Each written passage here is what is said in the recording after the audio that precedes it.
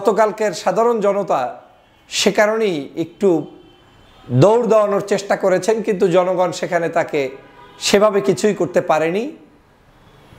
আনিসুল হক পালিয়ে গিয়েছেন এবং তিনি গিয়ে প্রিজন ভ্যানে উঠেছেন। একটা ভিডিও সামাজিক যোগাযোগ মাধ্যমে বেশ ভাইরাল হয়েছে। কালকে দেখেছিলাম সাবেক আইনমন্ত্রী আনিসুল হককে আদালতে তোলার সময় তার উপর জনতা হামলে করে এবং তাকে গণধোলাই দেওয়ার চেষ্টা করে। তারপর তিনি চোরের মতো পুলিশের সাহায্যে দৌড়ে প্রিজন ভ্যানে উঠেছেন। একজন মন্ত্রীর এই অবস্থা হয়েছে। যারা খুব দাম্ভিকতার সহিত বলতো, তারা খুব ক্ষমতাবান এবং অহংকারের সহিত জমিনে চলাফেরা করতো। এই বিষয়ে কথা বলেছেন ডক্টর ফয়জুল হক। আলোচনা আসলে বুঝতে পারবেন যে পাপ কোনোদিন বাপকে আসলে ছাড়ে না। আল্লামা সাইদিকে নিয়ে এই আইনমন্ত্রী যে কথাগুলো বলেছিল, সেই কথাগুলো আপনাদের একটু স্মরণ করিয়ে দেব। চলুন আমরা ফয়জুল হকের আলোচনা শুনবো এবং এমর রহমান মাসুমের আলোচনা শুনবো।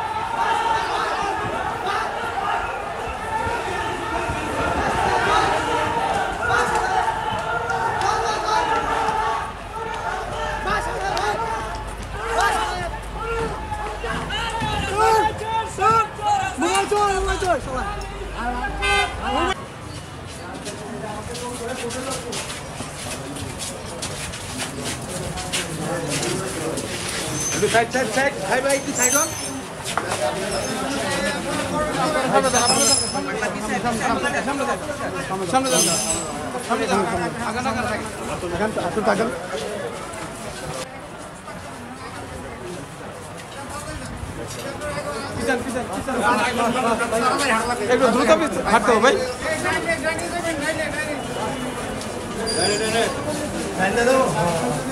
একটু দূরে একটু দূরে।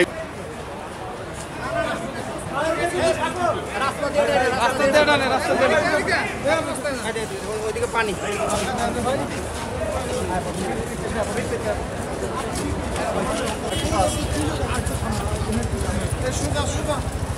ওইটা যাবে কিন্তু ভাই, পিছনে কিন্তু পানি একটু ফাস্ট পড়বেন কিন্তু ভাই, পড়বেন কিন্তু পড়ে যাবেন। এই মুরব্বি সাইড এই সামনে একটা বামে ঢোকেন।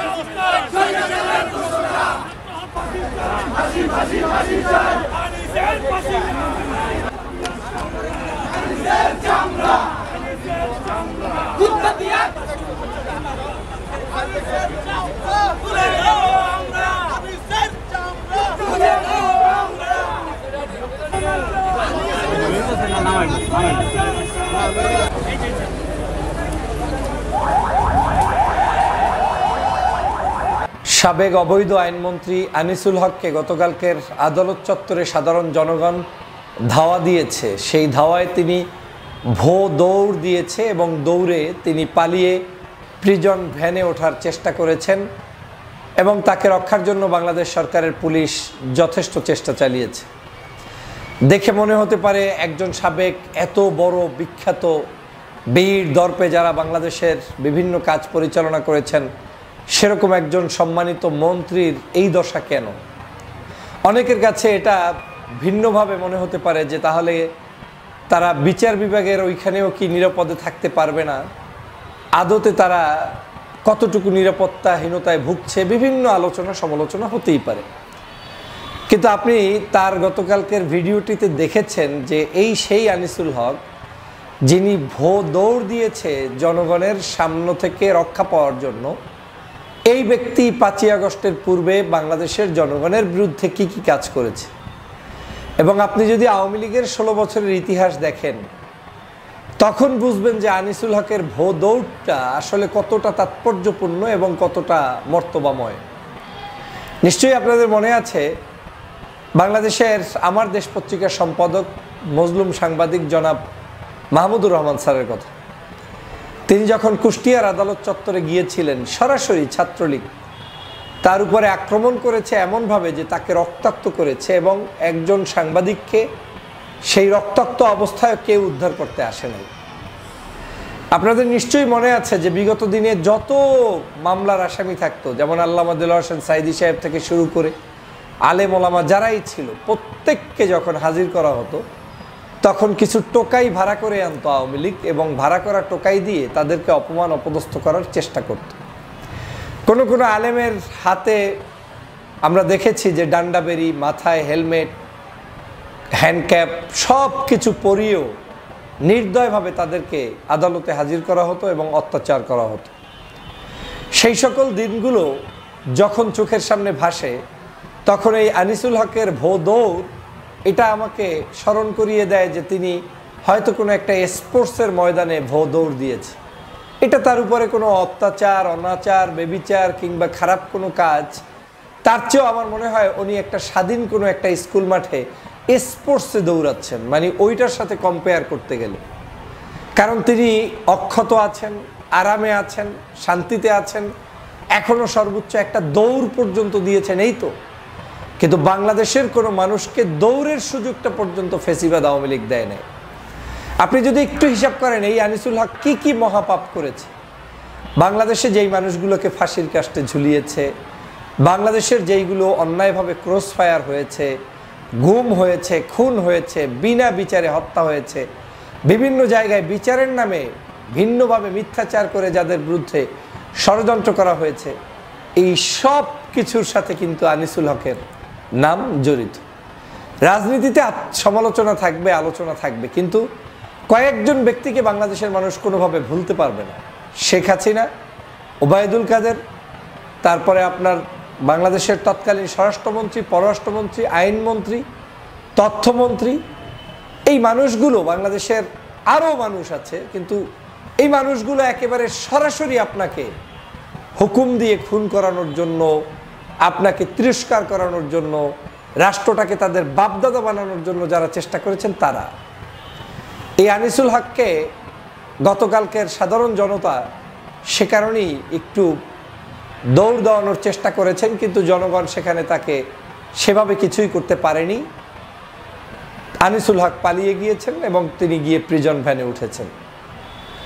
বাংলাদেশের এই আনিসুল হকদের কুকীর্তিটা যখন আমার চোখের সামনে আসে তখন বিন্দুমাত্র এই জায়গায় আমার বিন্দুমাত্র আমার কোনো সহানুভূতি দেখানোর কোনো সুযোগ থাকে না। যদিও আমি আইনের প্রতি শ্রদ্ধাশীল, আমি চাই এদের প্রত্যেককে পূর্ণাঙ্গভাবে আইনের মাধ্যমে বিচার করে তারপরে কাঠগড়ায় দাঁড় করানো, কিন্তু সেটা যখন আমি মনে মনে ভাবি সাথে সাথে আমার চোখের সামনে ওই সকল খুন করা পরিবারগুলোর চিত্র উঠে আসে, ওই সকল শহীদ হওয়া পরিবারগুলোর চিত্র উঠে আসে। এই জুলাই বিপ্লবের সেই 2000 মানুষ, মৃত্যুবরণ করা মানুষের চোখের দৃশ্য আমার সামনে ফুটে ওঠে, তখন আর আসলে এগুলো বলার ভাষা হারিয়ে ফেলি এবং এ নিয়ে কথাও বলতে চাই না। ওরা নিজেরাই শঙ্কা প্রকাশ করেছিল যে বাংলাদেশে যদি কোনো রকম একটা ঝামেলা তৈরি হয় তাহলে 5 লক্ষ মানুষ নাই হয়ে যাবে, কিন্তু আমরা 5 জন মানুষকেও নাই হতে দেখিনি। আমি একজন মানুষও নাই হোক সেটা চাই না, আমি ওদের কথাই বলছি, ওরা সেটাই বলেছে।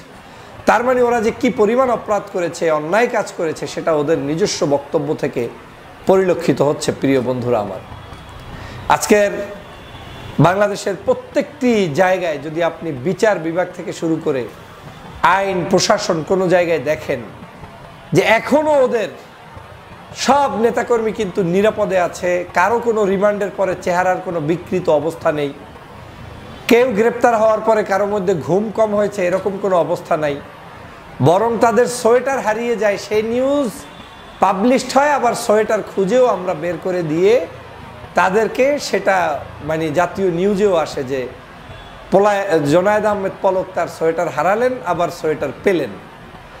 আর বিএনপি জামাতের সেই সময়ের দুর্দিনের সময়ে যখন আওয়ামী লীগ তাদের উপরে অত্যাচার করেছে, তখন সোয়েটার তো দূরের কথা, একটা টিস্যু পেপার পর্যন্ত তাদেরকে কোনো জায়গায় কেউ দিয়েছে বা ভালোবেসেছে তার নজির ছিল না। বরং জেলের মধ্যে হত্যা করা হয়েছে দেলোয়ার হোসেন সাঈদী সাহেব সহ বড় বড় মানুষকে। দেশনেত্রী বেগম খালেদা জিয়াকে যেই রুমের মধ্যে রেখেছিল, স্যাঁতস্যাঁতে পরিবেশে থাকার কোনো পরিস্থিতি ছিল না, সেখানে তারা রেখেছিল। প্রিয় বন্ধুরা আমার, এই কঠিন পরিস্থিতিতে আনিসুল হকের এই ভোট দৌড় দেওয়ার দৃশ্যটা আমাকে কখনোই আনন্দিতও করে না, কষ্টও দেয় না। কারণ আমার কাছে মনে হয়েছে তিনি কোনো একটা কলেজ ইউনিভার্সিটির স্পোর্টসে দৌড় দিচ্ছেন। এটার মধ্যে কোনো তাকে সেই মাহমুদুর রহমানের ছবি দেখিনি, কিংবা অন্য কোনো মানুষের সাথে যে আচরণ হয়েছে সেগুলো আমরা দেখিনি, খালেদা জিয়ার সাথে যে আচরণ হয়েছে সেটা আমি দেখিনি, শহীদ পরিবারের সাথে যে আচরণ হয়েছে সেগুলো আমরা দেখিনি। এদের বক্তব্যগুলো একটু রোল মানে প্লে করে যদি শোনেন, বেশি দিন না, 2 বছর আগের বক্তব্য, 1.5 বছর আগের বক্তব্য, দেখবেন কত দাম্ভিকতা, কত অহংকার, কত মিথ্যাচার।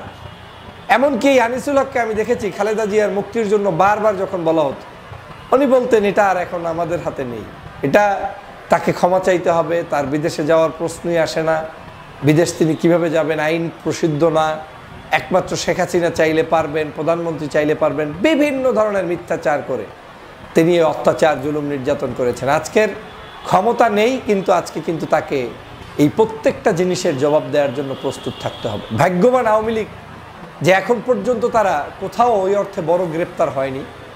এখন পর্যন্ত তাদের চোর দালালগুলো কোথায় কিভাবে পালিয়ে আছে সবাই জানেন। আমরা জানি যে 5 তারিখের পরে তারা কেউ কেউ ক্যান্টনমেন্টে, কেউ কেউ বিভিন্ন জায়গায় লুকিয়েছিল। তাদেরকে দেশের মানে অরাজকতা সৃষ্টি না হয় বিশেষ কিছু কারণেই হয়তো অনেকেই প্রোটেকশন দিয়েছেন। কিন্তু এই মানুষগুলো আজকের আমাদের উপরে যে অত্যাচার করেছে, সেই অত্যাচারের চিত্র কিন্তু আমরা আসলে ভুলতে পারি না। তো সে কারণেই আনিসুল হকের এই দৌড় দেওয়ার দৃশ্য দেখার পরে আমার মনে হয়েছে যে আসলে বাংলাদেশের এদের সমগ্র নেতাকর্মীকেও যদি এরকম জেলে ঢুকিয়ে প্রতিদিন এক্সারসাইজ করানো হয়, তাতেও বাংলাদেশের যে পরিমাণ ক্ষতি তারা করেছে তার কোনো কিছুর উসুল আদায় হবে না। আশা করি আগামীর বাংলাদেশ আইন প্রসিদ্ধ বিচার বিভাগের মাধ্যমে সুষ্ঠু ধারায় পরিচালিত হবে এবং আমাদের রাজনীতিতে আওয়ামী অপরাজনীতি। দর্শক, দুটি আলোচনা শুনেছেন, শুনে বুঝতে পেরেছেন যে আসলে পাপ কখনো বাপকে ছাড়ে না। এই সাঈদী সাহেবকে মানে কি রকম অকাট্য ভাষায়, আপত্তিকর ভাষায় গালিগালাজ করেছিল এই আইনমন্ত্রী, সাবেক আইনমন্ত্রী। আজকে কত নির্লজ্জতার ভাবে তাকে এভাবে রাস্তায় গণদোলায় দেওয়া হয়েছে। আওয়ামী লীগ আমলে হয়তোবা বিভিন্ন মানুষকে রাজাকার বানিয়ে তাদেরকে ফাঁসি দেওয়া হয়েছে, তাদেরকে আদালতে স্লোগান দেওয়া হয়েছে, সাধারণ মানুষ তাদেরকে জানতো, তারা ভালোবাসতো। কিন্তু আজকে এই আইনমন্ত্রীদেরকে, এই সালমান এফ রহমান চুরদেরকে যখন এভাবে আদালতে হেনস্থা করা হয়, তাদের উপর গণদোলায় দেওয়া হয়, তাদের উপর ডিম নিক্ষেপ করা হয়, তখন কিন্তু সাধারণ মানুষ বিরক্ত হয় না, তখন কিন্তু সাধারণ মানুষ সুখাহত হয় না। যেমনিভাবে আগে হাসিনার আমলে বিভিন্ন নেতাদেরকে এভাবে অপমান করার জন্য সুখাহত হতো, এখন তারা খুশি হয়, আনন্দে তারা সেই ভিডিওগুলো সামাজিক যোগাযোগ মাধ্যমে শেয়ার করে। কারণ তারা একদিন এই এই অপমানগুলো অন্য মানুষদের করেছিল, তারা ক্ষমতার লোভে পড়ে অন্ধ হয়ে গিয়েছিল। আজকে নিজেরাই সেই পাপের শাস্তি ভোগ করছে, মানুষের গণদোলায় খাচ্ছে, অপমানিত হচ্ছে।